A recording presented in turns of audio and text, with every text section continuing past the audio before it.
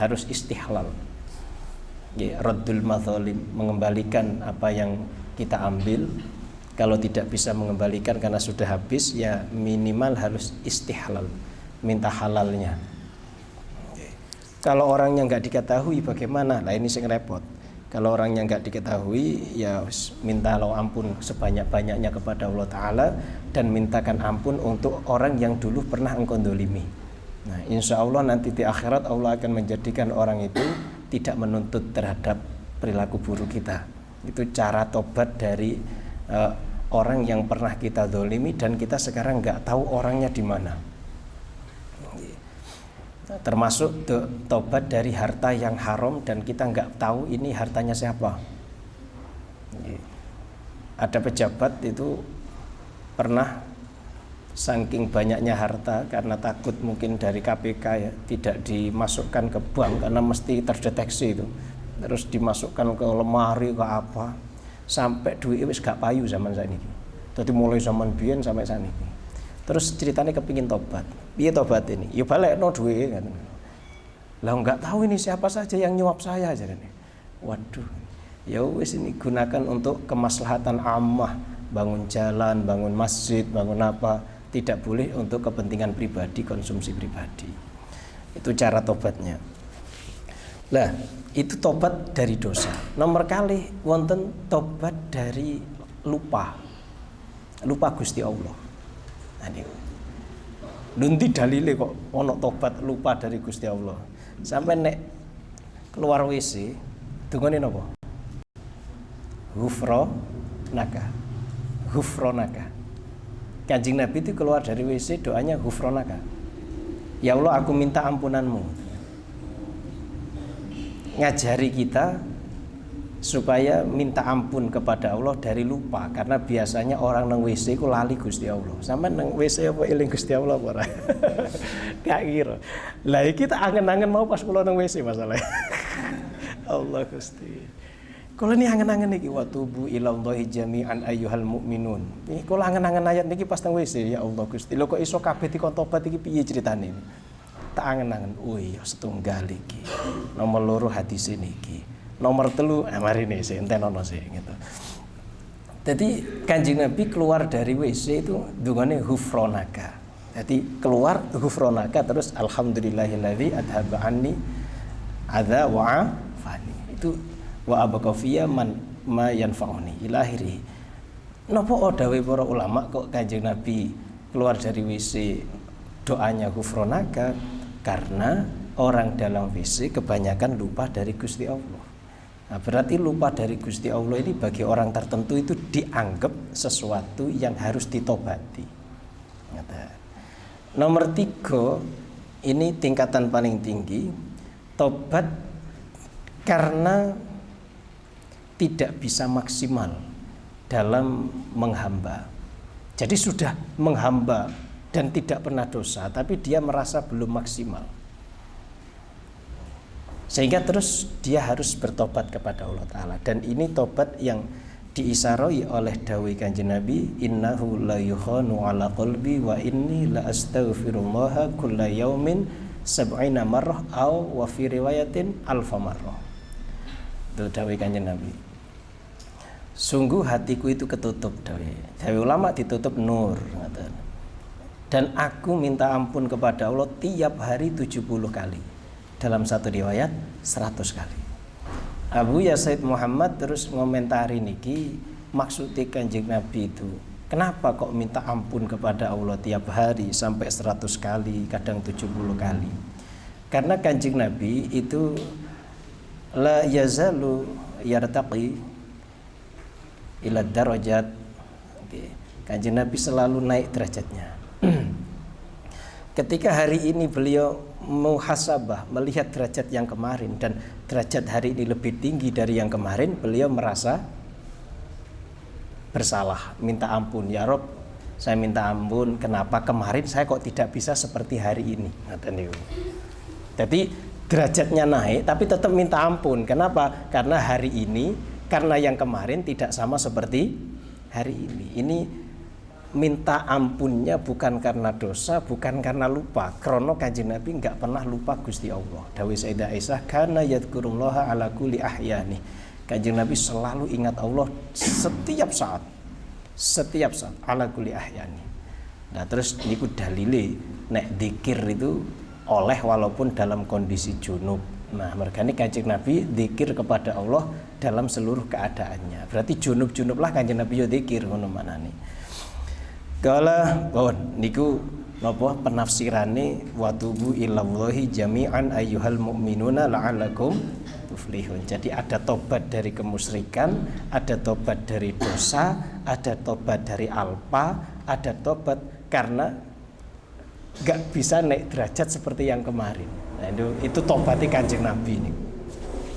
Wa qala lan dawusin Allah Ta'ala innallaha yuhibbut tawwabina wa yuhibbul mutatahhirin. Innallaha sedune Allah iku yuhibbu iku cinta sapa Allah at-tawwabina ing wong kang akeh tobaté. Kala at-tawwabina ing wong kang akeh tobaté. Kala wa yuhibbu lan seneng sapa Allah al-mutatahhirina ing pira-pira wong kang apa iku jenenge suci-suci. Al-mutatahhirina ing biro-biro wong kang suci. Alhamdulillah Gusti Allah niki mboten dawuh yuhibbut taibin tapi tawabin. Dan itu nunjukno sekot mubalaghah nek sampean dosane kaya apa nek balik meneh Gusti Allah ya tetep seneng ngoten niki. Mboten taibin. Nek taibin kan ping pisan kan. Tobat ping pisan. Berarti gak tahu dosa terus tobat, dosa pisan terus tobat. Nek tawabin kan berarti dosa setiap dosa tobat, dosa meneh tobat meneh, dosa meneh tobat meneh tetap diterima kali Gusti Allah. Dan Allah seneng banget. Kala wa qala lan dawuh sapa Rasulullah sallallahu alaihi wasallam inni sedune ingsun iku la yukhonu yektine ditutup apa ala qalbi ing atase ati ingsun. Wa inni lan sedune ingsun iku la astaghfiru yektine njaluk ngapura sapa ingsun Allah ing Allah. Kala fil yaumi ing dalam sedina sab'ina kelawan 70 marratan apane ambalane. Kala sab'ina kelawan 70 marratan apane ambalane. Alhamdulillah nggih 70 kali. Dulu saya ngaji kitab ini Ramadan ya. Awal sekali saya ngaji di Abah Solah ini.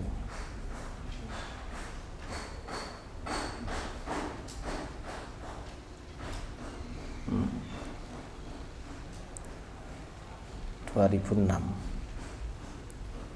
7 Oktober 2006 7 Oktober ya kurang tahun ya. Kala ini wis tak manani kitabku delok wis kebak gitu. Jadi nek maknane wis ki maknane guru kula mboten maknane kula niki. Kecuali keterangane mungkin. Kala wa inni lan sedune ingsun iku la astaghfiru yaktine njaluk ngapura sapa ingsun Allah ing Allah fil yaumi ing dalam sedina sabina kelawan 70 marratan apane ambalane. Kanjeng Nabi aja minta ampun tiap hari istighfar. Kala fa in aradta mongko lamun ngarepno sapa sira bagaimana supaya kita bisa tobat ya ngomong tobat kan gampang. Ya apa supaya bisa tobat? Fa'in aradta mongko lamun ngarepno sapa sira at-taubata ing tobat fayam bagi mongko sayukjo laka marang sira apa antahluwa yen to menyendiri sapa sira Allah tahluwa nggih apa Allah tahluwa yen to ora kosong sapa sira minat tafakkuri saking mikir-mikir tula umrika ing dalam dawane umur sira fatafakkar mongko mikira sapa sira fima sona'ta fima ing dalam perkara sana'ta kang nglakoni sapa sira ing ma fi naharika ing dalam siang sira fa in wajadta mongko lamun nemu sapa sira taatan ing taat fashkur mongko syukur sapa sira Allah ing Allah alaiha ing atase taat wa in wajadta lan namun nemu sapa sira maksiatan ing maksiat fawabbih mongko meleh-melehno sapa sira menjelek-jelekkan nafsaka ing awak dhewe sira ala dzalika ing atase mengkono-mengkono maksiat wastaghfir lan jaluk ngapura sapa sira Allah ing Allah wa tub lan tobat sapa sira ilaihi marang Allah taala. Pon carane tafakkur kalau supaya bisa tobat itu muhasabah, tiap hari muhasabah. Malam-malam mau tidur kita lihat apa yang kita lakukan mulai bangun tidur. Kalau alhamdulillah bangun tidur ngaji, sholat, ngaji, mari ngono ngaji meneng, mari ngono terus dewi, mari ngono nambah, alhamdulillah, syukur kepada Allah. Gak usah bangga diri, tapi kembalikan semua kepada Allah. Nek bangga diri, pahalane habis. Hilang, ujub niku menghilangkan pahala amal. Kalau tadi syukur alhamdulillah matur nuwun ya Allah. Lu nopo kok sampean matur nuwun nang Gusti Allah taala? Krana sampean niki bisa melakukan ibadah niku ya krana anugerah Gusti Allah. Saestu. Jadi kita bisa melakukan ibadah, sampean bisa duduk sini ngaji bareng kayak gini niki ibadah. Niki anugerah Gusti Allah. Nek gak dianugerahi mboten saged dugi to mriki. Kala makane kita harus bener-bener matur nuwun, pun terima kasih ya Allah. Engkau izinkan saya membaca kalammu. Engkau izinkan saya untuk menyebut namamu. Engkau izinkan saya untuk menghadapmu setiap hari 5 kali. Wah niku anugerah besar sekali, harus disyukurin. Apalagi terus jenengan ditambahin nang pondok kayak ngeten niki, ya Allah bisa dikatakan 24 jam isine ibadah gitu. Itu bener-bener luar biasa nih. Kala fashkurillahi 'alaiha. Syukur wis. Lagu nek nemu maksiat istighfar, ilang kabeh wis. Gak ono la isroro ma'al istighfar. Tidak ada ngelanggengi maksiat selama sampean istighfar. Selama sampean istighfar mboten disebut al isror alal ma'asi. Berarti dosane ilang terus. Lah nek isror engko dadi fasik. Lah kalau jadi fasik nyanti nikahkan anak mboten sah. Karena itu setiap hari istighfar. Makanya setelah sholat mesti astagfirullahaladzim. Itu penting banget nih. Kala fa innahu mongko sedune kelakuan ikulah majlisa ora ono majlis iku maujud ma'allahi sertane Allah anfa'a kang luwih manfaati laka marang sira min majlisin tinimbang majlis tuwabihu kang ngelek-ngelek sapa sira menjelek-jelekkan sapa sira fihi ing dalam majelis nafsaka ing awak dhewe sira. Tidak ada majelis yang lebih bermanfaat bagimu daripada majelis menjelek-jelekkan dirimu sendiri. Sampai apa berani sampean berada di majelis yang di situ sampean dipermalukan? Gak kira wani. Gitu. Mboten kira wantun. Ya kalau nggak berani di depan banyak orang, ya silahkan permalukan dirimu sendiri di depan dirimu, di depan Allah Ta'ala. Kowe kok ngelakoni iki mau lapo? Kalau di depan orang sama nggak akan berani, dan itu sulit. Menjelek-jelekkan diri sendiri itu sulit. Isa mboten jenengan metani kesalahan mboten saged. Mboten saged. Pun sak nakal-nakale arek nek disuruh nyebut kenakalane iku kangelan, kecuali nek wis dituntun karo kiai ini. Kuwi salahmu apa le? Kadah Pak Kiai lah ngono baru ngono. Tapi kalau dia sadar diri untuk nyebut keburukannya itu sulit. Kebanyakan orang mboten saged. Karena itu wong yo gak kepingin dipermalukan, karena kalau dipermalukan berarti dianggap menurunkan derajat. Sehingga orang juga nggak mau berada di majelis yang sekiranya di majelis itu dia direndahkan. Makanya banyak orang kata Imam Ghazali kalau debat itu kepinginnya debatnya dengan orang-orang yang secara keilmuan di bawahnya. Kenapa? Supaya ketok alime, ketok menangi. Nggak mau debat dengan yang lebih tinggi. Alasannya apa? Engkau ketok gobloke loh ngoten niku. Kawan itu. Padahal seharusnya kalau ingin debat itu dengan orang yang lebih tinggi ilmunya supaya kita bisa ngambil manfaat. Kala wala tuwabbiha lan ojo meleh-melehno sapa sira ing nafsaka wa anta hali utawi sira iku dohikun wong kang guyu-guyu farihun tur bahagia. Bal wabbiha tetapi meleh-melehno sapa sira ing nafsaka wa anta hali utai sira iku mujidun wong kang temen sodikun tur yo temenan mudhirun tur menampakkan lil ubusati marang merengut hazinul qalbi tur wong kang susah atine mungkasirun tur wong kang nelongso dalilun tur wong kang ino. Fa in fa'alta mongko lamun nglakoni sapa sira dzalika ing mengkono-mengkono taubih meleh-melehno abdalaka mongko ganti ing sira sapa Allah bil hazani kena bil huzni kelawan susah farahan ing bahagia wa bidzulli lan kelawan ino izan ing mulya wa bidzulmati lan kelawan peteng nurun ing cahaya wabil hijabi lan kelawan aling-aling kasfan ing kabuka. Bon. Ketika sampean tobat maka susahnya jadi bahagia, hinanya jadi mulia, gelapnya jadi penuh dengan cahaya, penghalangnya jadi kabuka. Nggih. Dengan tobat berarti maksiat ini menyebabkan kesusahan. Wong susah niku maksiat. Susah masalah apa wae niku penyebabnya maksiat. Terus orang itu hina juga penyebabnya adalah maksiat. Iki bagi wong mukmin. Maka sampean jangan terus wah itu ada orang kafir tuh buka aurat kok mulia di mana-mana yang ngikuti banyak misalnya, okay? Nah itu aja mbok kiasno. Itu jenenge sama Gusti Allah di istidraj bahasane. Terus peteng iso dadi nur. Hati peteng krana maksiat. Hati peteng krana mangan haram. Jadi yang menyebabkan gelapnya hati itu maksiat. Nomor 2 makanan haram. Makanan haram ini menyebabkan hati kita menjadi gelap.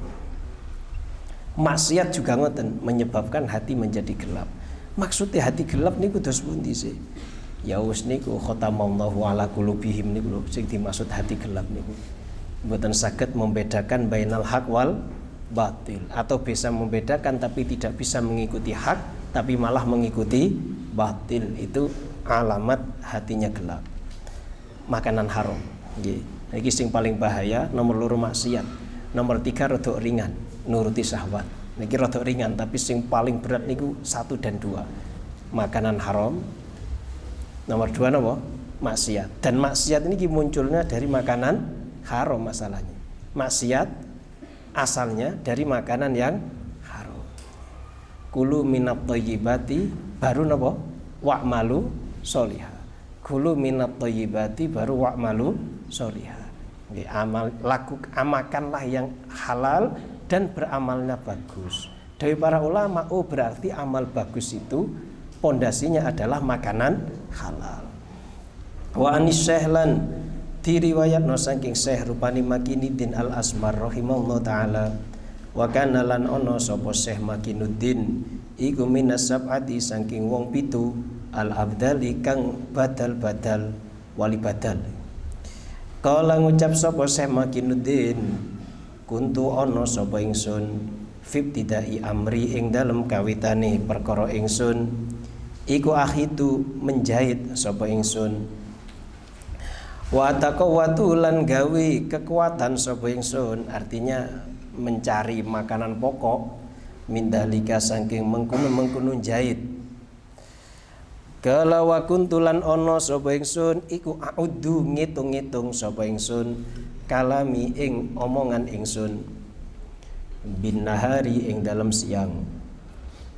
Faida jaa mongko ing dalam nalikane teka apa almasau sore hasabtu mongko niti-niti sapa ingsun nafsi ing awak dhewe ingsun meneliti. Fajidu kalami qalilan mongko nemu sapa ingsun kalami ing ucapan ingsun qalilan ingkang sedidik. Fama mongko utai perkara wajatu kang nemu sapa ingsun ing ma fihi ing dalam kalam min khairin saking bagus hamidtu iku muji sapa ingsun Allah ing Allah wa syakartuhu lan syukur sapa ingsun ing Allah alaihi ing atase ma wa malan utai perkara wajatu kang nemu sapa ingsun fihi ing dalam kalami ing ma fihi ing dalam kalami min ghairi dzalik saking saliyane mengkono-mengkono khair tubtum iku tobat sapa ingsun ilallahi marang Allah taala wastaghfartuhu lan jaluk ngapura sapa ingsun ing Allah ila wis mandek ila ansoro tumeka yen to dadi sapa Syekh Makinuddin badalan iku wali badal radhiyallahu anhu. Syekh Makinuddin Al-Asmar salah satu wali badal. Beliau cerita, aku itu dulu penjahit, nyari makan lewat menjahit. Kalau sore omonganku itu tak hitung. Tadi saya omongannya berapa kalimat, dihitung. Kata-katanya berapa yang muncul. Walhamdulillah mung sithik. Gitu. Yo ora ono WA, ora ono Facebook, ora tau komen-komen kan yo. Dadi sithik omongane. Terus sing apik syukur, nek elek kula tobat. Ngoten niku. Sampai dadi wali badal. Wali badal pekerjaane jahit. Sopo sing nyongko nek niki wali badal wong pekerjaane jahit. Ya kalau pekerjaannya mungkin wah ini ibadah terus kelihatan ibadahnya, mungkin orang bisa nyangka itu wali. Lah ini sebagai penjahit ternyata wali abdal. Makanya nih wali ku gak ono sing ngerti. Oke, wali niku tetep ono waliullah niku, cuma samar. Bagi kula jenengan sing duduk wali niku napa? Samar, gak ketok. Wakeh waliullah niku, tapi mboten diketokno kali Gusti Allah. Lah niki penjahit nih. Ternyata napa? Waliullah. Kala won. Jadi muhasabah itulah yang jadikan dia menjadi wali badal. Gak kaken ngomong. Memang syaratnya dadi wali kok ora kaken ngomong syaratnya. Artinya ngomong sing gak berguna. Sering saya sampaikan nggih. Syarati rukune dadi wali niku kan qalilul kalam, qalilut to'am, qalilul manam, qalilul anam.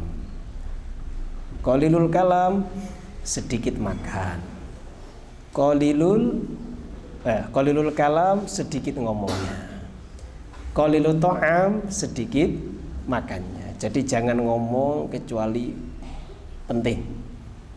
Kalau nggak penting, mendingan nggak ngomong. Kalau 50-50, nggak usah ngomong. Jadi ngomonglah kalau itu penting. Kalau nggak penting, nggak usah ngomong. Oke. Ya nggak usah pakai komen-komen barang. Grup WA wae, nek nggak penting meneng wae. Nggak usah ngomong. Daripada ngomong sepisan langsung nyakiti wong. Terus mendingan meneng wae. Terus qalilu to'am, makannya sedikit. Sampai lihat Syekh Abdul Qadir Al-Jilani makannya sedikit. Mbah Hamid Pasuruan makannya juga sedikit. Ulama-ulama top sing wali-wali mangane sithik. Terus qalilul manam turune sithik. Mboten turu antok, ngaji turu, mari ngaji yo turu, kerjaan tugas turu terus iki. Pas mangan rokok tok sing gak turu nih. Qalilul manam, enggak akeh turune. Wali-wali niku mboten akeh turune. Kadang gak turu blas, sedina, rong dina, telung dina, petang dina, limang dina. Wonten sing ngoten niku, wonten. Sakniki kita sik urip ono. Bisa 5 hari enggak tidur krana ngopeni umat. Subhan, 5 dino ora turu. Nek kula jenengan pasti balas dendam 5 dino meneh nih. Nah, niki mboten tidur sama sekali. Yang kacau itu malah penderek ini sing gak kuat nih geblak-geblak nih. Itu. Terus qalilul anam, nek kepengin dadi wali niki sekawan. Nggih. Tidak banyak teman. Sedikit menungso tidak banyak teman, karena banyak teman mesti akeh ngomong. Terus mesti akeh mangan. Apa meneh mari ini puasa, sithik-sithik bukber. Gitu. Nah, niku mas nang dindi. Yes, mangan sithik-sithik mangan, fikuli makan gitu. Di setiap tempat mangan terus. Kala nek kakean kanca ngoten niku. Pun niku syaratnya jadi wali, rukunnya jadi wali. Sekawan niku pun. Niku sing dawuhna Mbah Johari. Mbah Johari niki sebenarnya teng kitab-kitab pun wonten. Nggih kula saking guru kula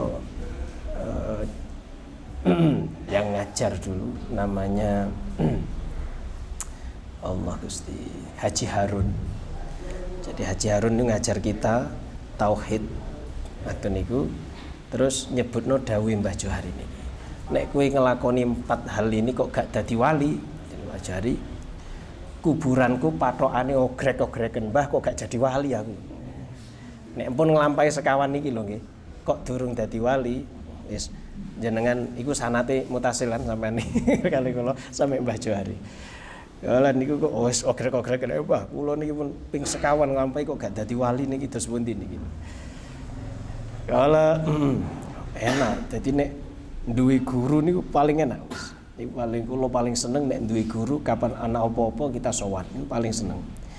Walam lan ngerti sapa sira annahu ing setune kelakuan iku idakana ing dalem nalikane ana iku laka kadwi sira sapa wakilun wakil yuhasibu kang niti-niti sapa wakil nafsahu ing awak dhewe ne wakil wa yuhaqqiqu halan niti-niti sapa wakil ing nafsahu fa anta mongko te sira iku la tuhasibuhu iku ora menghisab ora niti-niti sapa sira ing wakil limuhasabatihi krana niti-nitine wakil nafsahu ing awak dene wakil lawa ingkana lan lamun ana sapa wakil iku wakilan wakil ghairu muhaqiqin kang ora niti-niti li nafsihi marang awak dhewe ne wakil fa anta moko te sira iku tuhasibuhu iku menghisab sapa sira ing wakil wa tuhaqqiquhu lan nyatakno sapa sira ing wakil wa tubalighulan banget-bangetno sapa sira fi muhasabatihi ing dalem niti-niti wakil. Kala fa'ala hadza moko ing atase iki keterangan yaiku annahu idza kana laka wakilun ila akhirih yang bagi sayukjo laka kadwi sira apa ayakuna yen to ono apa amaluka amal sira kulluhu ya sakabene amaluka iku lillahi ta'ala kadwi krana Allah taala waladarolan orang ningali sapa sira anaka ing sedune sira iku taf'alu nglakoni sapa sira fi'lan ing penggawean wallahu lan uti Allah taala iku la yuhasibuka ora menghisab sapa Allah ing sira wala yuhaqiquka lan ora niti-niti sapa Allah ing sira. Kala pun titik. Wonten iki titik niki. Jan iki alinea baru sebenarnya sing bagus niki wa tawaqan. Kala ngeten lho maknane. Niki muamalah kita bersama Allah taala. Ibaratnya itu kita kan wakil Allah. Wakil Allah di muka bumi, khalifah kan kita nih. Kalau sampean punya perwakilan, kamu mempunyai perusahaan dan perusahaan itu engkau wakilkan ke orang yang kamu percaya. Kenapa kok percaya? Karena kamu lihat ini orangnya benar-benar berhati-hati dalam tasarrufnya, dalam catatan-catatannya. Dia benar teliti, apapun yang dilakukan transaksinya itu mesti dicatat. Dan sampean tahu secara pasti dia melakukan hal tersebut, maka sampean tidak akan perlu untuk melakukan istilahnya muhasabah lagi. Karena sampean ngerti, oh arek iki tenanan, yang dilaporkan pada saya itu mesti tenanan. Maka sampean tidak perlu meneliti lagi ini benar apa tidak, karena sampean tahu. Beda kalau sampean punya wakil tapi sampean sudah curiga sejak awal. Wah ini gak patek beres. Kenapa? Karena memang saya tahu sejak awal dia ini tidak teliti dalam melakukan transaksi. Maka pasti sampean akan melakukan audit lagi. Tapi ketika wakilmu ini sudah sampean percaya dan memang berhati-hati, kau tidak akan mengaudit lagi. Begitu juga seharusnya kita dengan Allah Ta'ala begitu. Artinya ngeten, ketika sampean ini muhasabah dirimu sendiri, Allah tidak akan menghisap kamu nanti. Ono maknanya, nggih. Ini artinya ngoten. Kala bon. Wa idza waqa'alan ing dalam nalikan itu mibo minal abdi saking kawula apa dzambun dosa. Waqa'a mongko tumibo ma'ahu sertani dzambun apa dulmatun apa peteng. Famithalul maksiati mongko utawi sepadane maksiat iku kan nari koyok geni, wadul matu utawi peteng iku duhonuha iku asape geni.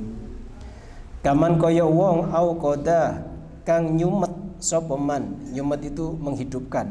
Fi baitin ing dalam kamar, sab'ina ing dalam 70 sanatan apane taune. Ala tarohu ana ta ora ningali sapa sira ing kamar, yaswaddu hali ireng apa kamar. Kadzalika iku koyok mengkono-mengkono kamar al-qalbu utawi ati, yaswaddu iku ireng apa qalbu bil maksiati kelawan maksiat. Fala yatahuru mongko ora suci apa ati illa bitaubati kejaba kelawan tobat ilallahi marang Allah Ta'ala. Ngoten. Fasara mongko dadi apa dulu ino wadul matulan peteng wal hijabulan aling-aling kalingan iku muqaranatun iku barengi lil maksiati marang maksiat.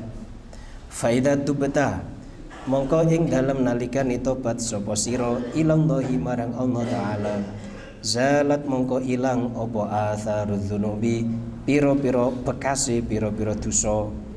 Wala yadkhululan ora masuk alaika ing atase sira apa al ihmalu apa diumbar itu dibiarkan, illa bi ihmalika kejaba kelawan ngumbari sira an mutaba'atin nabi ing dalem saking ngikuti Kanjeng Nabi sallallahu alaihi wasallam. Wala tasululan ora hasil laka kadwi sira apa arifatu keluhuran indallahi ta'ala ing dalem sandingi Allah Ta'ala, illa bimutaba'atin nabi kejaba kelawan ngikuti Kanjeng Nabi sallallahu alaihi wasallam. Kala ketika seorang hamba niku nglakoni maksiat, maka dalam hatinya akan muncul gelap, peteng. Karena maksiat itu seperti api, ya. Terus gelapnya kemaksiatan itu bagaikan asapnya. Sampai hidupkan api di dalam kamar 70 tahun, maka kamarmu pasti menjadi gelap karena api tadi. Begitu juga hati yang ada maksiatnya ini menjadi gelap, tidak bisa bersih kecuali dengan taubat. Nah, nek wis taubat dadi bersih, iya.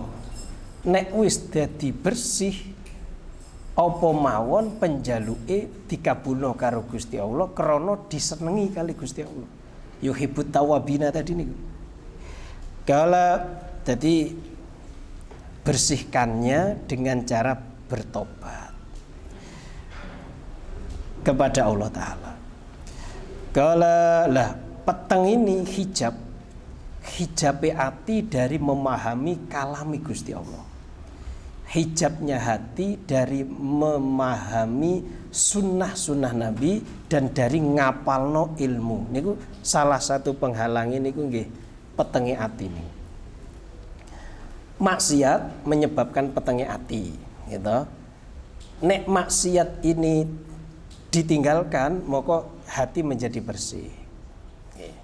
Tapi perlu lagi untuk dikuatkan, yaitu dengan yang namanya makanan yang halal. Karena istinarul qalbi, bersih hati lagi, terangi hati, itu juga tergantung pada makanan yang halal. Ya, maksiat jadi gampang karena makanannya haram. Taat jadi abot krono makanannya haram. Taat kok berat? Oh, itu berarti penyebabnya makanannya haram. Oke. Kalau sampean enteng ngelakoni ketaatan, itu salah satu energi positif dari makanan yang halal.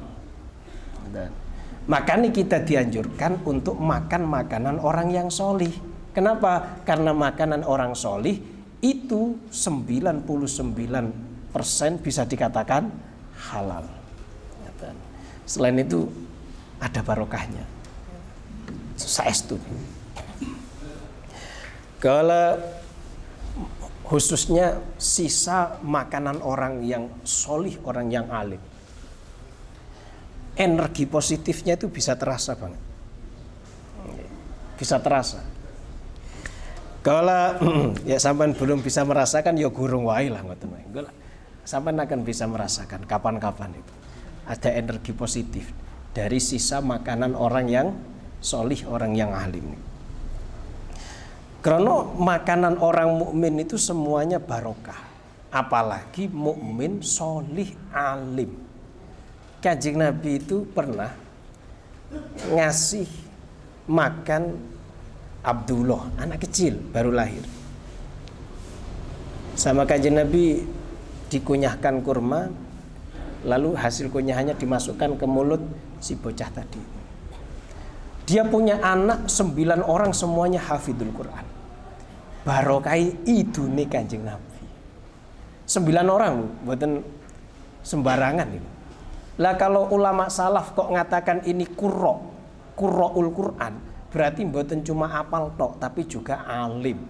Karena zaman dulu kata-kata qurra niku mewakili hafid juga fakih. Ngesaniki pun beda. Hafid ya hafid, fakih ya fakih. Tidak setiap fakih itu terus hafid, dan tidak setiap hafid itu nopo fakih. Nek zaman dulu qurra, wis ini mesti alim. Gitu. Karena itu kalau di dalam hadis mesti sampean disuruh untuk mendahulukan yang akro. Siapa akro? Yang banyak hafalan Qur'annya. Karena kalau banyak hafalan Qur'an mesti afqah. Dan itu yang lebih diutamakan ketika jadi imam. Lah akhir-akhir ini terjadi pergeseran makna, sehingga terus dalam fikih itu tidak disebutkan yang ngimami niku sing akro, tapi sing afqah.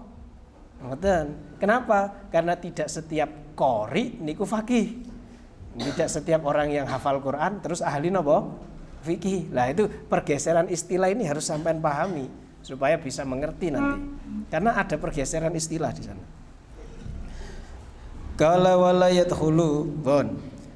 Wala yadkhulu alaikal ihmal illa bi ihmalika an mutaba'atin nabi. Kenapa sampean kok dibiarkan oleh Allah Ta'ala ngelakoni maksiat? Karena sampean sendiri yang tidak mau ngikuti Nabi, karena kau membiarkan dirimu jauh dari sunnah Nabi. Ngeten. Ketika engkau membiarkan, ya Allah akan membiarkan. Itu. Ini maksudnya wala yadkhulu alaikal ihmal illa bi ihmalika an mutaba'atin nabi. Tapi ana wong sing kali Gusti Allah niki memang ditarik.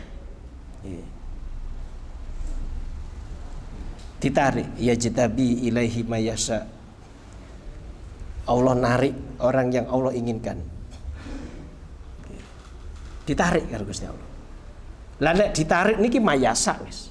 Sapa wae sing Allah Ta'ala kehendaki mbuh dhek nglakoni sunah apa gak nglakoni sunah. Nek ditarik ya langsung dadi nglakoni sunah. Ditarik kalau Gusti Allah. Nah niki makom sing tarian kaya ngeten niki makom sing tidak bisa ditiru. Sing ditiru niki sing makom kedua, makom usaha. Makom pertama ini mboten saged sampean kok wis aku tak nglakoni dosa kok nek Gusti Allah narik aku ra terus dadi ketarik dhewe, mboten saged. Makom kedua yang harus diusahakan. Yang pertama niki sampean enggak boleh ikut-ikutan. Krana niki fadlun minallah. Kala wal mutaba'atu utai mengikuti lahu marang Kanjeng Nabi alaihi salatu wassalam. Iku ala kismaini ing atase rong duman jaliyatun rupane pertelo, jaliyatin kena. Rupane pertelo wa khafiyatin lan samar. Fal jaliyatu mongko te kang pertelo iku kasolati kaya salat wa siyami lan poso wa zakati lan zakat. wal haji lan haji, wal jihad lan jihad, wa ghairi dzalik lan saliyane mengkono-mengkono kabeh. Kalau ngikuti Kanjeng Nabi ada dua cara. Pertama sing jali, nomor dua khafi. Sing jali niku sing ngikuti amal-amal sing dohir niku. Salat, puasa, zakat, haji, jihad. Cara Kanjeng Nabi tidur, cara Kanjeng Nabi makan, cara Kanjeng Nabi minum, itu sama ngikuti. Mutaba'atun Nabi itu ya dengan ngikuti sunnah Nabi. Kenapa kita harus ngikuti sunnah Nabi? Ya karena laqad kana lakum fi rasulillahi uswatun hasanah. Pun yang dilaksanakan Nabi lakukan, yang diperintahkan juga lakukan. Kalau hasilnya apa? Hasilnya itu arifah indallah. Derajat jenengan itu naik di sisi Allah Ta'ala dengan mutaba'atun Nabi. Mulai dari yang kecil-kecil.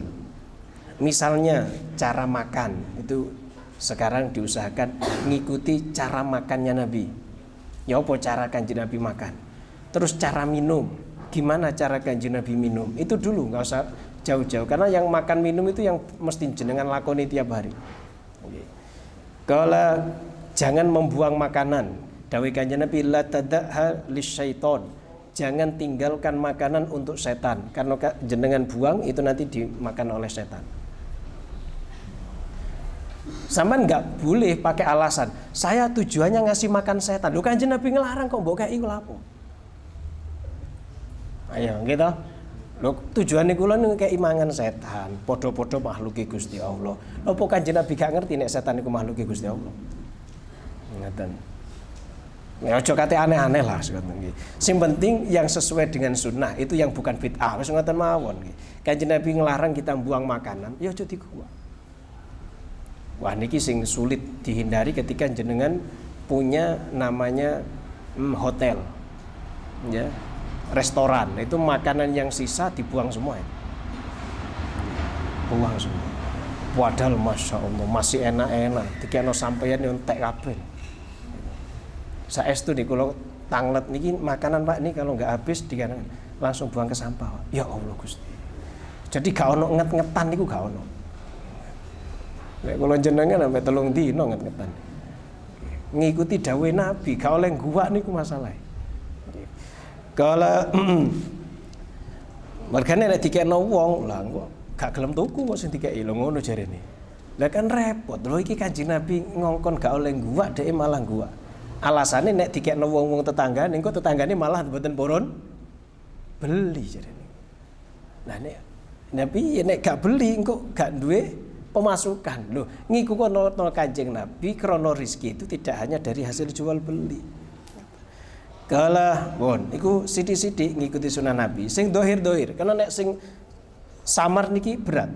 Wal khafiyatu te kang samar, iku antataki yen to nekotno sapa sira al jam'a. Jam'an niku ningali Allah Taala. Fi sholatika ing dalam salat wa tadabbur lan angen-angen fi qiraatika ing dalam bacaan sira. Faida fa'alta mongko ing dalam nalikane nglakoni sapa sira atau ata ing taat ka sholati kaya salat wal qiraati lan qiraah. Walam tajid lan ora nemu sapa sira fiha ing dalam taat jam'an ing kumpul artine ningali Allah wala tadabburan lan ora merenung. Fa'lam mongko ngerti sapa sira annabika ing sedune iku tetep kelawan sira maradon loro batinan kang batin min kibrinya tane sombong au ujbin utawa bangga diri au ghairi dzalik utawa saliyane mengkono-mengkono kibrin au ujbin. Qala dawusin Allah Ta'ala ing dawuh sa'asrifu bakal ngenggokno sapa ingsun an ayati alladzina yatakabbaruna fil ardi bighairil haqq. Sa'asrifu bakal ngenggokno sapa ingsun an ayat ya saking pira-pira ayat ingsun alladzina ing wong akeh yatakabbaruna kang sombong sapa alladzina fil ardi ing dalam bumi bi ghairil haqqi kelawan tanpa hak, ya. Jadi itu ngikuti Nabi secara khafi, yaitu anta'budallaha ka'annaka tarahu fa illam takun tarahu fa innahu yarak. Wis ngoten niku gampangan ihsan bahasanya. Jadi saat engkau taat itu kau harus merasa bahwa Allah bersama sampean. Angel nggih, angel pol niku. Wong tadabbur wis kangelen.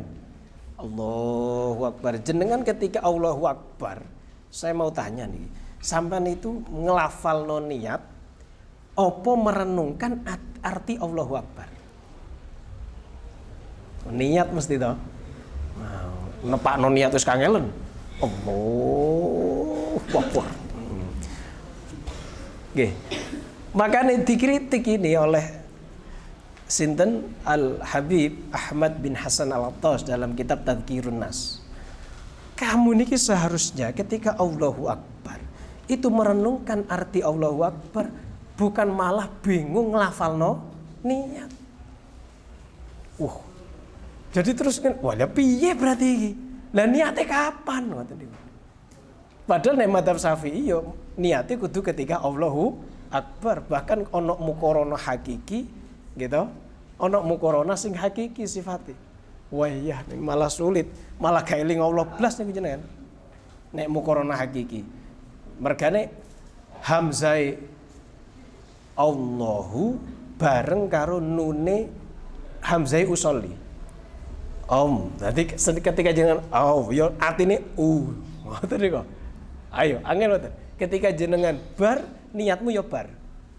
Selesai. Allahu Akbar, pas niatnya mari. Iso mboten? Mboten iso. Nah, ketika Allahu Akbar kita enggak ingat Allah tapi malah ingat selain Allah, yaitu niat nih. Enggak pas ini kata beliau lho nggih. Kula mek mung nyampekno tok. Wah iki piye dadine? Dan iku lho. Ya wis ngoten niku. Iku angele tadabbur. Allahu Akbar. Artinya kan Allah Maha Besar. Lalu kita enggak pernah merenungkan itu kok.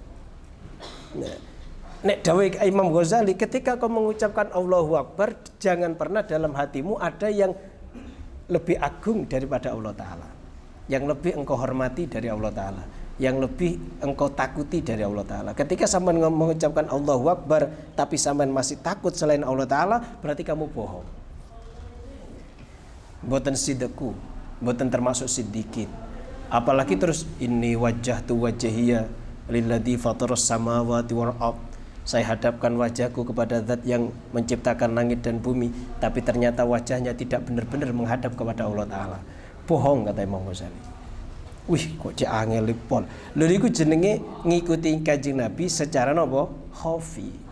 Kalau kita tidak bisa seperti ini merenungkan arti-arti lafal salat, saat maca Quran juga kita tidak bisa merenungkan arti Al-Qur'an. Padahal jenengan paham shorof dan nahwu, tapi tidak bisa merenungkan artinya. Maka berarti hati kita sedang sakit. Ini kata beliau. Berarti ada maradun batin. Sahabat kalau belajar Quran kepada Kanjeng Nabi berapa ayat? 10 maksimal. Sehari itu 10 ayat. Ya akeh lho 10 niku. Baqarah 10 kan lumayan niku. Sehari 10. Ambil 10, nanti kalau sudah apal dan diamalkan, direnungkan, baru sorokan maneh. Yo gak katam-katam, yo ora katam-katam.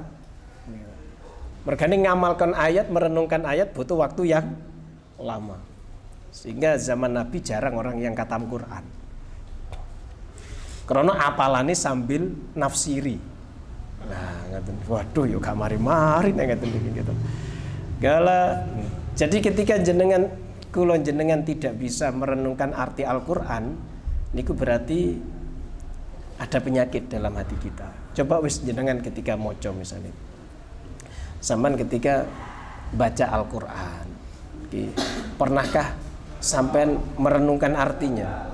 Misalnya tabarok wis, atau nun wal qalami wa ma yasturun. Itu apa yang ada dalam hati jenengan ketika ngucap niku?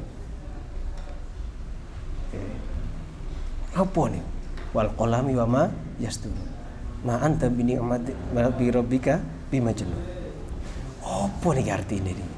Kan gak pernah ya kita merenungkan seperti itu. Lah, ketika kalau jenengan tidak bisa merenungkan arti Al-Qur'an, arti bacaan salat, berarti ada yang salah dalam hati kita, ngoten manani. Salah satunya ada penyakit batin, yang salah satu penyakit itu adalah sombong, bangga diri. Gusti Allah dawuh sa'asrifu an ayati alladziina yatakabbaruna fil ardi bighairil haqq, akan saya belokkan dari ayatku orang-orang yang sombong di muka bumi. Fayakunu mongko ana apa mithaluka, apa perumpamaan sira iku kal mahmumi kaya wong kang demam, wong sing lara panas. Alladzi kang yajidu kang nemu sapa alladzi fi famihi ing dalam mulute alladzi as-sukara ing gula ditemu muron ing pahit.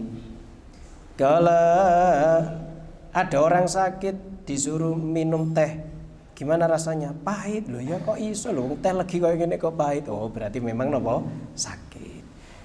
Kalau ketika kita tidak bisa enak dalam maca Quran, berarti hati kita sakit gitu mananya. Fal maksiatu mongko utai maksiat ma'adzulli sertane ino wal iftiqari lan butuh iku khairun luwih bagus minat taati tinimbang taat ma'al izzi sertane ngrasa mulya Allah wal istikbari lan sombong. Wah niki maksiat ini yang diikuti dengan rendah hati, merasa butuh kepada bantuan Allah, itu lebih baik daripada taat yang terus diikuti dengan merasa mulia, sombong, dan tidak merasa butuh terhadap rahmat Allah Ta'ala. Luwih apik maksiat. Waduh, piye to iki maknane iki? Bukan berarti sampean dikongkon maksiat, mboten maknane.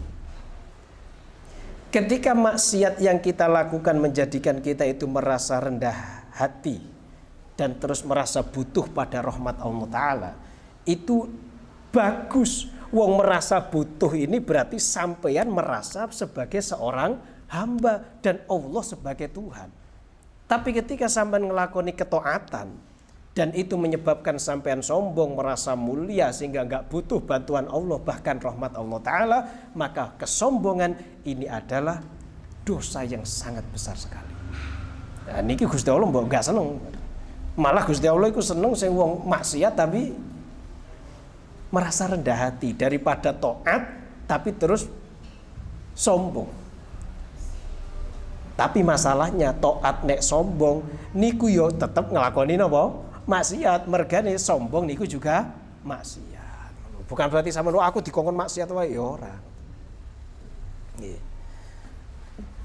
Makane zaman dulu niku teng Ihya disebutno cerita wonten setunggal kiai supaya dia itu merasa penyakit hatinya hilang. Hatinya itu biar mboten sombong. Dia ini dengan sengaja masuk ke pemandian lalu mencuri pakaian. Wah, yuk curi pakaian. Dikejar orang kan, pencuri, cekeli pendungi. Sak desa kenal dia sebagai pencuri, padahal kiai. Nah, sekarang jadi sombong apa tidak? Mboten wong digepuki wong sakmono kok mau merasa sombong gimana? Beda kalau diarak datang tolong all sombong. Tapi toko-toko kok diino wong akeh kate sombong piye wong diino wong sakmono. Niku salah satu cara untuk mengobati penyakit hati. Wah, ngobati ini kok karo maksiat, lho karo liyane maksiat ra iso kok. Dengan selain maksiat nggak bisa. Bisanya cuma dengan itu, ya wis monggo. Bagaikan orang sakit, tulangnya patah. Kata dokter tulangnya nggak bisa disambung kecuali dengan tulang babi. Tulang babi yang terbaik. Boleh apa enggak? Boleh. Oh ini bisa dengan tulang kambing, tapi tulang babi yang terbaik. Bolehkah dengan tulang babi? Boleh. Walaupun ada tulang kambing. Tapi yang terbaik adalah tulang babi. Secara fikih boleh enggak? Boleh. Tapi kenapa ketika ada orang mencuri untuk menghilangkan penyakit hatinya, terus orang fakih ngatakan, gimana ini nggak pas ini loh? Nah yo, dong teman-teman gitu. Lah iki piye kepengin kok kepengin ngilangno maksiat kok karo maksiat misalnya lho. Ya kaya ngoten niku pemahamane ulama niku. Gala jangan heran lah ya sing kaya-kaya ngoten niku. Ya kadang boten wonten sing boten ekstrim. Ya. Kadang orang kan seperti ini. Di Ihya itu banyak yang dikritik. Salah satunya tadi niku. Terus niki juga membuang harta di lautan. Loh, harta buat apa dibuang? Kan disedekahkan lebih layak. Ini tujuannya lain ini. Hartaku tak buang, atau itu biar supaya nggak sombong, biar supaya tidak merasa punya jasa. Kalau saya nanti sedekahkan ke orang lah, ini bisa-bisa hatinya merasa dia punya jasa. Lah ini kan yang nggak bagus sudah. Nah itu loh, itu yang diperhatikan oleh ulama-ulama sufi. Mereka itu bukan fakih yang ahli fikih yang kerucu-kerucu itu bukan. Itu sudah pakar fikih terus nyemplung dalam tasawuf. Makanya terus bisa melakukan hal itu krono ono landasan secara fikihnya, bukan berarti ngawur nih. Jadi lebih baik maksiat diikuti dengan rendah hati daripada taat yang diikuti dengan kesombongan. Mendingan sampean goblok tapi rendah hati daripada pinter terus sombong. Oh berarti gak usah belajar. Ora kaya ngono manane. Gitu. Belajar pintero tapi ojo sombong. Nek kowe gak iso dan dikongkon milih antara pinter terus sombong tapi terus bodoh tapi rendah hati, mendingan milih yang ini. Sing bodoh tapi rendah hati. Rono niki mesti selamat, tapi nek pinter tapi sombong lah ono dosane kan gurung mesti selamat. Fi masyiatillah. Apa jadi Gusti Allah? Sama lihat iblis tau lah kan ya, pinter kaya ngoten sombong tapi malah mlebu neraka. Kala dawuh sinten Allah taala hikayatan krana nyritakno an Ibrahim saking Nabi Ibrahim al-Khalili alaihi iku muga ing atase Ibrahim wa ala nabiyina lan ing atase nabi kita Muhammadin rupane Muhammad afdhalus sholati utai luwih utamane sholawat wa tamus salami lan luwih sempurnane salam. Dawuh ngeten ing dawuh faman tabi'ani fa innahu minni faman mongko utai sapane wong iku tabi'ani iku lamun anut sapa man ing ingsun fa innahu mongko sedune man iku minni saking ingsun. Famafhumu hadza mongko utawi pemahamane iki dawuh faman tabi'ani fa innahu minni iku annaman sedune wong lam yattabi'ahu kang ora mengikuti sapa man ing Ibrahim laisa iku ora ono sapa man iku minhu setengah saking Ibrahim. Kala iku setengah saking Ibrahim faman tabi'ani fa innahu minni. Nek ngikuti Kanjeng Nabi, ini berarti termasuk golongane Kanjeng Nabi. Kala nek gak ngikuti berarti bukan termasuk Kanjeng Nabi. Faman rohiba an sunnati falaisa minni. Lengenah niku. Jadi sampean dikatakan ngikuti Kanjeng Nabi itu ya sampean harus bener-bener kepingin jadi umat Kanjeng Nabi ya harus ngikuti Kanjeng Nabi. Wa qala lan dawu sinten Allah taala hikayatan krana nyritakno an-Nuhin saking Nabi Nuh alaihi iku muga ing atase Nuh wa ala nabiyina lan ing atase nabi kita al-Mustofa kang den pilih azka sholati utai luweh mundak-mundahe sholawat wassalam lan salam. Dawuh ngene inna bni setuhune anak ingsun iku min ahli saking keluarga ingsun. Fajabahu mongkon jabi sapa Allah ing Nuh subhanahu kelawan maha suci Allah biqaulihi kelawan dawuh Allah taala. Qala dawuh Allah ya Nuh he Nuh innahu setune anak iku laisa ora ana sapa anak iku min ahlika saking keluarga sira. Kala innahu setune anak iku amalun ai dzu amalin ngaten iku amalun duweni amal ghairu sholihin kang ora bagus. Kala iki fungsine mutabaah ngikuti nabi. Nah niki anjuran mutabaah niki dalile mutabaah faman tabi'ani fa innahu minni. Barang siapa yang ikut aku berarti dia termasuk keluargaku. Nah, terus didukung Gusti Allah nyeritakno Nabi Nuh. Ketika Kan'an disuruh naik ke atas perahu enggak mau. Enggak, saya bisa mencapai atas gunung, saya akan selamat. Lah terus Nabi Nuh niki wadul teng Gusti Allah. Ya Rob, anakku itu termasuk keluargaku, mbok yo slametno. Dawuh Gusti Allah, ya Nuhu innahu laisa min ahli. Itu duduk keluargamu. Loh, padahal anak kandung loh. Kok dawuh Gusti Allah itu bukan termasuk keluargamu. Kenapa? Karena dia beramal yang tidak baik. Kesimpulan ini fal mutaba'atu mongko utawi mengikuti. Kala iku taj'alun dadekno apa mutaba'ah atabi'a ing wong kang anut ka'annahu kaya-kaya tabe iku juz'un bagian minal matbu'i saking wong kang diikuti. Wa ing kana lan senajan ana sapa tabi iku ajnabiyan wong liya kasalmana kaya Salman Al-Farisi radhiyallahu anhu liqaulihi krana dawuh Kanjeng Nabi sallallahu alaihi wasallam. Dawuh ngeten, Salman utai Salman iku minni setengah saking ingsun ahlal baiti ngususna sapa ingsun ing ahlil bait.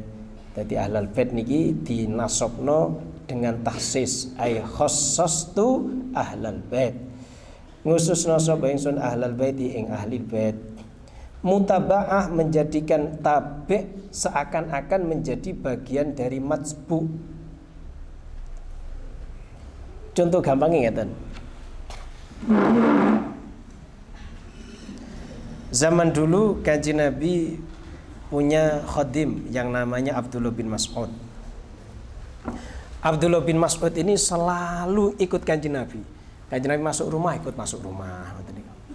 Sehingga sahabat yang enggak kenal Kanjeng Nabi, yang enggak kenal kerabat Nabi, yang enggak kenal Ibnu Mas'ud, ini nganggep Ibnu Mas'ud termasuk keluarga Nabi. Likasrati taraddudihi, karena dia banyak mondar-mandir ke rumah Nabi. Ya, nek jenengan ngikuti wong wae, mesti dianggap jenengan bagian dari dia. Bahkan mungkin bisa dianggap sebagai keluarga. Kalau ngoten niku. Lah, Salman Al-Farisi ini pernah dikatakan oleh Kanjeng Nabi, Salmanu minna ahlal bait. Salman itu termasuk dari aku ahli bait. Ini langsung ditunjuk dewi oleh Kanjeng Nabi. Ini keistimewaan untuk Salman. Karena ngikuti Kanjeng Nabi terus. Makanya nek gak ngikuti sunnah Nabi tidak termasuk dari napa? Umat Nabi. Kan sering Kanjeng Nabi dawuhna, faman raghiba an sunnati falaisa minni. Laisa minna man lam yarham saghirana wa lam yuqir kabirana. Laisa minna mayyahusha au kama qala. Tidak termasuk kita orang yang ketika jual beli itu dia melakukan tipuan. Bukan termasuk kita. Artinya tidak mengikuti sunnah kita. Tidak mengikuti sunnah Nabi dianggap bukan termasuk golongan Nabi. Jadi dengan mutaba'ah ya, sampai akan dianggap termasuk golongan mereka. Qala wa maklumun lan iku maklum anna Salmana utawi sedune Salman iku min ahli Farisa saking penduduk Persia. Qala walakin bil mutaba'ati tetapi ne kelawan mengikuti. Qala dawu sapa Kanjeng Nabi anhu saking Salman takliman krana ngajari yang lain. Kowe kalau kepingin koyo aku gitu, ya kamu harus ngikuti aku. Kalau kepingin koyo Salman termasuk ahli bait, sampeyan harus ngikuti aku. Lo opo sih? Kenapa Kanjeng Nabi kok sampai ngatakan Salman ini termasuk ahli bait? Apa istimewanya sih ahli bait itu sehingga Kanjeng Nabi memasukkan Salman sebagai ahli bait? Memang istimewa. Istimewa sekali ahli bait itu. Ahli bait Nabi itu istimewa, banget istimewa. Oke.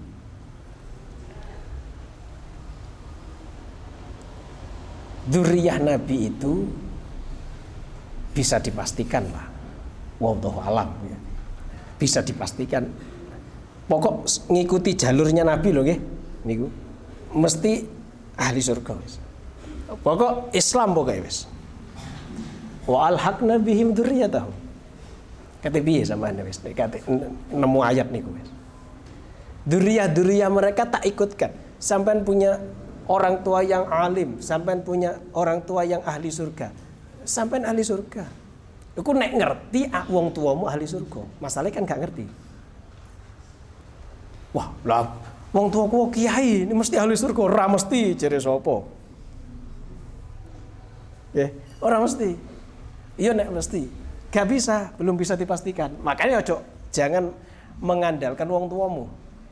Lah mbah kula niki gua ada pondok gedhe ewon santri ini.